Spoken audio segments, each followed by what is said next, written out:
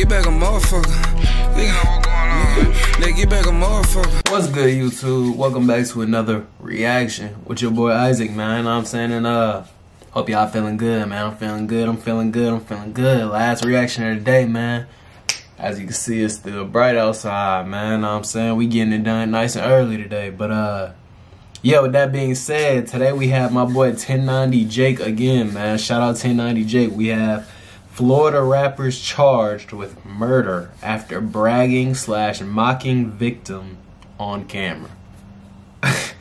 My pre-thoughts before we get into this, man, I just want to say real quick, I honestly feel like, man, I honestly feel like this street shit is getting like very out of hand, like more than it has been in recent memory, honestly, because I don't know, I just feel like the antics are getting crazier. Like, bro, I just seen a No Jumper interview. It's like a Philly rapper or something. I don't know his name for real. I don't, no disrespect to him. I just really don't listen to Philly rap for real. I'm trying to get into it more.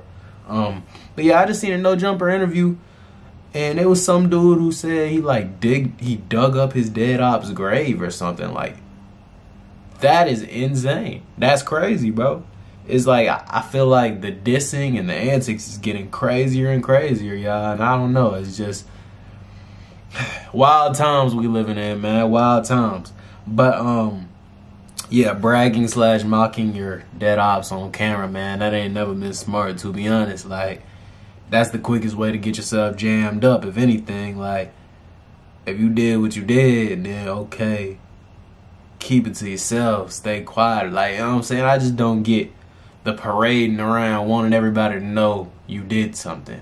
I don't get that part of it. But yeah, that's just my pre-thoughts, y'all. Obviously this clearly went wrong because we reacting to a video about it. So I'm interested to see how this all unfolded, man. And that's what we here for. So yeah, as always, if you're new to the channel, man, before we hop into this, my name's Isaac. I'd appreciate if you like, comment, and subscribe, man. Know what I'm saying? Turn on them post notifications as well so you're notified whenever I drop another video.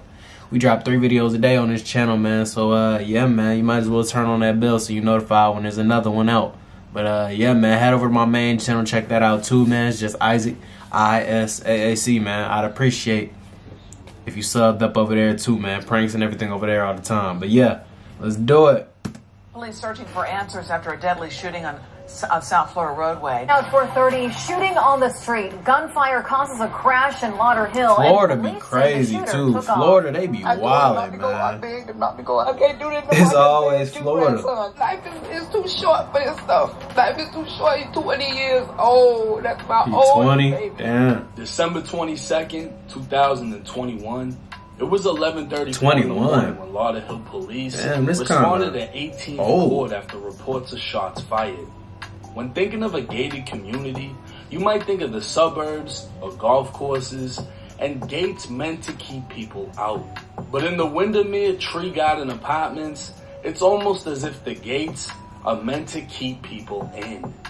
3 people have been shot multiple times, according to investigators. They tell us that there are several shell casings in the middle of the street right there, and they say this all started. Is Lauderhill its own place in Florida, or is that just Fort Lauderdale? Complex. You can still see several investigators right there as well. Officers made their way to 18th Court, where they observed a black male sitting in the driver's seat of a BMW, slumped over with a gunshot to the head.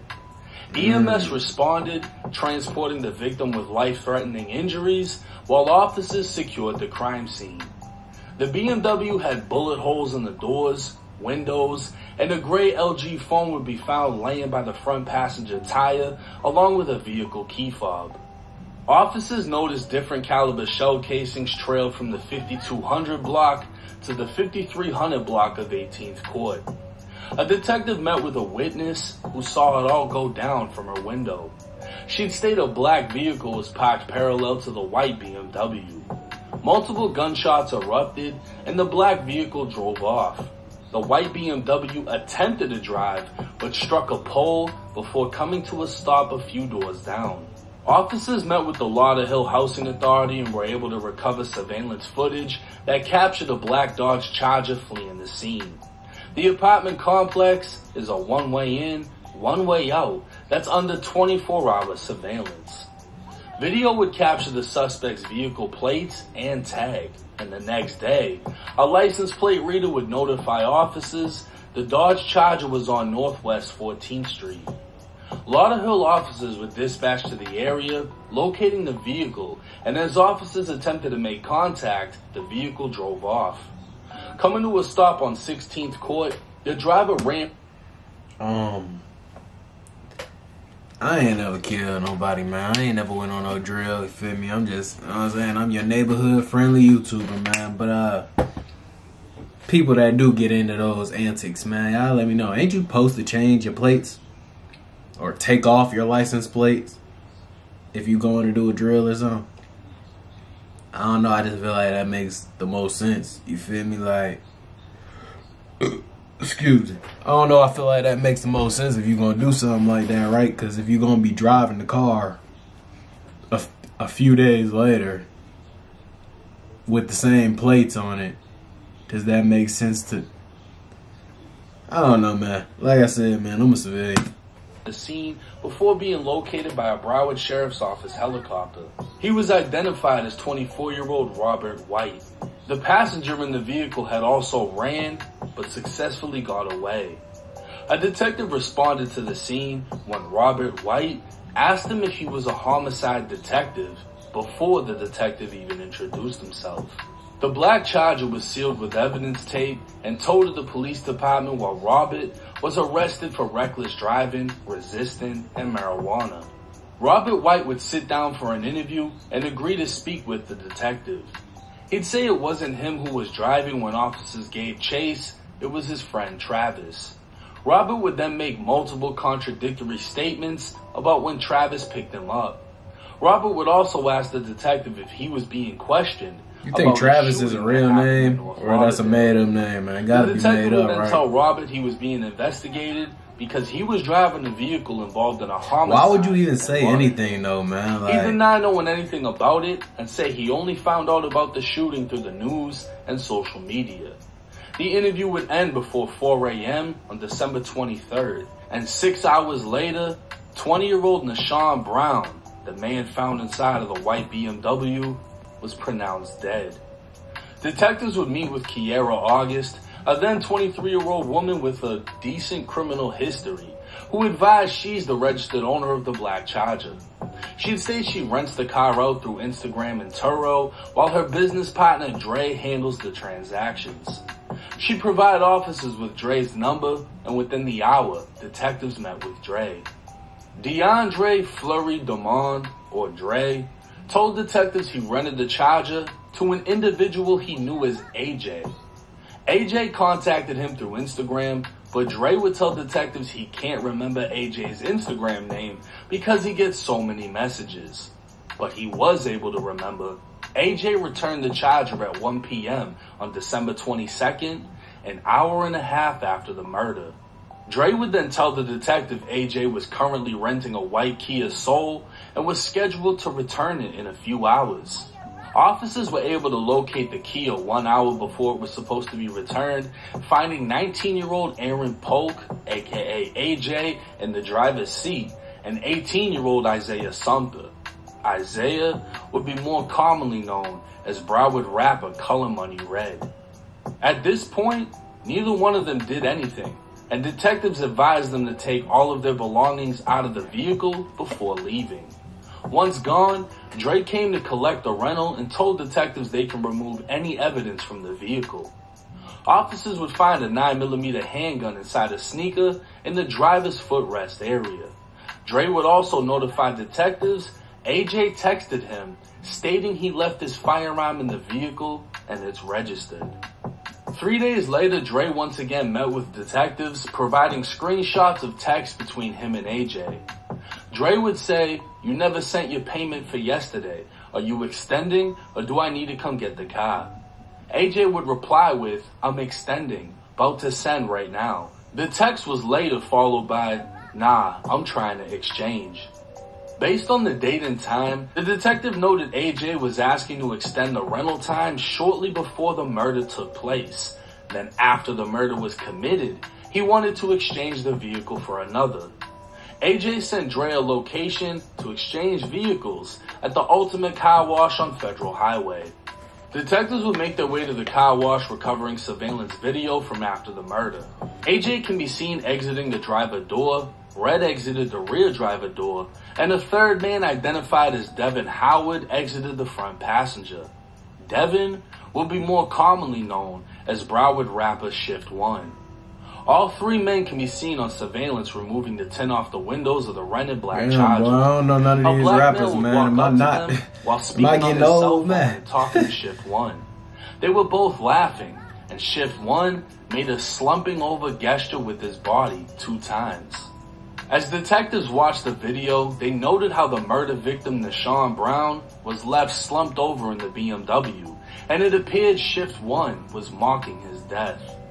They watched the outside and inside of the vehicle before Shift 1 got into the unidentified man's Mercedes, while AJ and Red back into the Charger before driving off.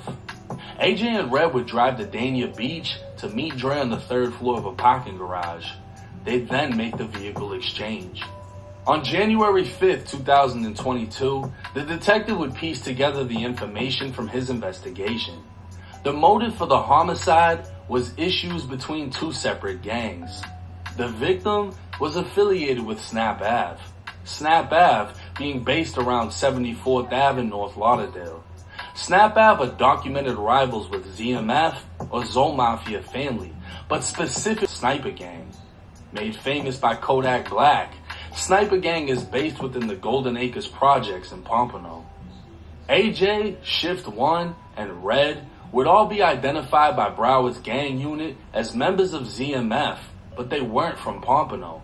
They were from Lauderhill and claimed LKB or Lauder Kill Babies and KTB or Cutthroat Business. The victim, who was known by Fetty, has had numerous negative interactions with all 3 men on Instagram. Detectives would bring Dre back to the office as he was now a regular in the interview room, and Dre would identify AJ by photo as the driver of the black Charger before identifying Red as the passenger. A search warrant would be signed for AJ's Instagram, and detectives would find a video of AJ and Red sitting in a car reacting to a video of the victim's crashed BMW. Another video posted by AJ would show AJ walking on 18th Court where the murder happened, saying, "This where became famous." He'd continue on by showing the crime scene, saying, "That's the street I was on. That shit right there, dangerous." AJ would react to a picture of Fetty sitting on a vehicle saying, "Don't come over here taking pictures like this shit here, because that's when shit be happening. You don't even know me, and you're trying to post up on me like it's cool for Instagram. That's why you're where you're at. This shit ain't safe." Switching from the picture of Fetty to the video of his crashed BMW, AJ says, "I made his ass famous. Put him on the news. Fuck the cops. These crackers mad because I can do shit right here freely and don't get in trouble." AJ would replay the video of the crashed car laughing, saying, "You fuck is mad. You mad because that dead and he can't come back on this street and take a picture no more." AJ would switch back to the picture of the victim saying, "So you what? want to come over here Bro and play went on their block and you took don't a even picture, know who I am. and that's Shit why don't they be went funny at no him." more when I got the gun." A cell phone warrant would reveal AJ's phone was in the area of the murder when it happened, and inside the Dodge Charger after. His phone's GPS coordinates would be tracked from the murder scene all the way to the car wash, and finally to where the car was returned to Dre. A cell phone search would be conducted on the victim's phone. Leading up to his death, he was texting an email woodsmacker@gmail.com. The email would say he was at 18th Court, and the victim would reply saying he's beefing with them boys from Lauderhill. A short time later, the victim would write, "Cuh, I don't see you," implying he was on 18th Court. Detectives would find out the email belonged to a man named Woodley Astride. Detectives met with Woodley at his probation office where they conducted an interview. Woodley said he knew the victim because they were cellmates, and he confirmed he was speaking with the victim before he was killed because the victim was going to give him a ride to probation. Woodley would sit inside the vehicle with the victim for roughly 10 minutes when the victim said he had something to do. Woodley went back inside his apartment and gunfire erupted. Woodley would deny seeing the shooting, or knowing any details as to why it happened. Well, it appears all this information was known to detectives within months of the murder in 2021. The case would go quiet until April 24th of 2024. Devin Howard, aka Shift 1, was already in jail on unrelated charges when charged with capital murder. Isaiah Sumter, aka Red, was also already in jail, and on April 29th, he was charged with capital murder. A lot remains unknown, like why only Shift and Red are charged when it seems like AJ did all the talking. The car was rented by AJ, the gun left in the car was said to have belonged to AJ, and AJ sent all of the text messages to the rental guy. The most incriminating thing Shift did was laughing and allegedly slumping over the car wash marking the victim's death. That alone can easily be dismantled by a lawyer. Shift's cell phone records would show he was at the scene of the murder and every other location after it happened, but so was AJ's, and he wasn't charged. Red would be identified by the rental guy as being in the passenger seat, but that doesn't mean anything because the rental guy identified AJ as being the driver. It was AJ who was on live looking at the video of the victim saying we did that with Red in the car. Because this is a first-degree murder or a capital crime, well, how did he not get Shift charged? and Red may face the death penalty under Florida law. Damn. Living up to the name Lauderkill, the two rappers seem to practice what they preach as they've dissed the dead and claimed murders in multiple songs. Only standing at 5'4", Red is rumored to be the deadliest of the group, with his own songs and rats allegedly connecting him to a few bodies in Broward County. Both Red and Shift 1 can even be seen in Tommy G's documentary, Inside the Dangerous Hood of Lauderhill with Lil Cricks. Lil Cricks is one of the rising stars coming out of I know who Broward Lil County, Cricks is. Directly under Kodak Black. And at one point in the video, Tommy G can be seen throwing Z's up next to Lauderhill's shortest but biggest stepper, allegedly. Only time will tell how this case will play out, why AJ remains uncharged, and if Shift and Red killed their shot at freedom. Alright, y'all, that's gonna do it for this one, man.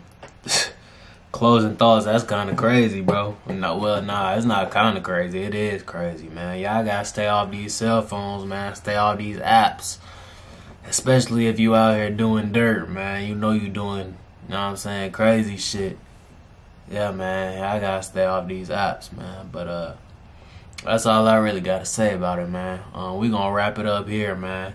As always, if you're new to the channel, man, my name's Isaac. I hope you enjoyed, you know what I'm saying? I'd appreciate if you like, comment, and subscribe, man. Turn on that post notification bell so you're notified whenever I drop another video as well. Head over to my main channel, check that out too, man. It's just Isaac, I-S-A-A-C, man. Pranks and everything over there all the time. And don't forget to follow me on Instagram at officialisaac_, man. But yeah, that's gonna do it for this video. I'm gonna see y'all in the next one.